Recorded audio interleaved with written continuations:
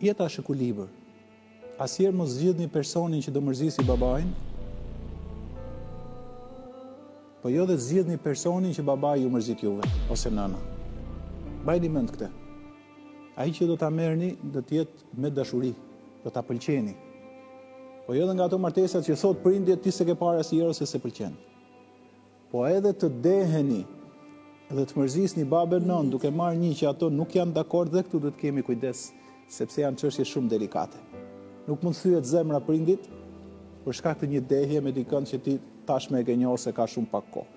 Prandaj janë ca ekuilibra shumë të bukur, do të jetë gjë që e doni, po edhe prindrit janë dakord, krijohet harmonia, konsulta e duhur, nuk është gjë që bëhet për 3 ditë se do kalosh gjithë jetën, por duhet të ketë moralin, dijen, edhe të jetë i fuqishëm pra t'i dali për zot familjes vet, patjetër shka të punoj edhe me radhë.